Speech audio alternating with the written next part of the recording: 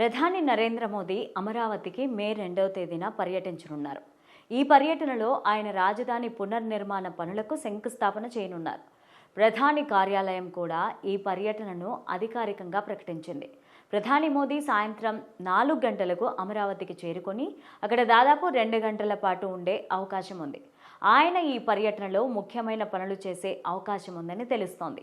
గత 5 ఏళ్లుగా ఆంధ్రప్రదేశ్కు రాజధాని లేకపోవడం, అమరావతిలో ప్రారంభించిన పనులు నిలిచిపోయిన పరిస్థితి ప్రత్యేకంగా చర్చకొస్తున్నాయి.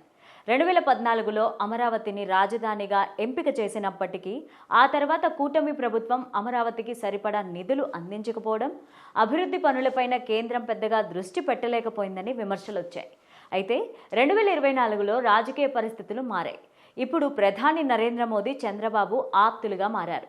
ఆ నేపథ్యంలో 2014లో కేంద్రం అమరావతికి పెద్దగా సహాయం చేయకపోయినా ప్రస్తుతం కేంద్ర ప్రభుత్వం 15,000 కోట్ల రూపాయల రుణాన్ని అమరావతి పునర్నిర్మాణానికి అందించడానికి అనుమతిచ్చింది.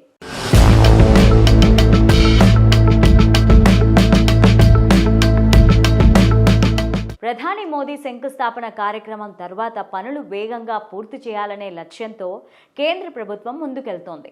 2వ తేదీ నుంచి మొదలయ్యే తొలి దశ పనులు హడ్కో, ఇతర బ్యాంకుల సహాయంతో అమరావతిలో ప్రారంభం కానున్నాయి. ఇప్పటికే పనులకు సంబంధించి టెండర్లు ఖరారయ్యాయి. 3 సంవత్సరాల్లో అమరావతిని మరింత అభివృద్ధి చేయడానికి కేంద్రం ప్రణాళికలు రూపొందిస్తోంది.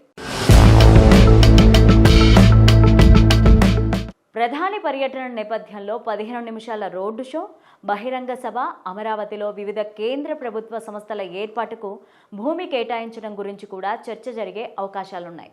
కేంద్ర ఆర్థిక సహాయం అందించే అవకాశం కూడా ఉన్నట్లు తెలుస్తోంది. ఇంకా మోదీ పలు కీలక ప్రకటనలు చేసే అవకాశం ఉంది అంటున్నారు.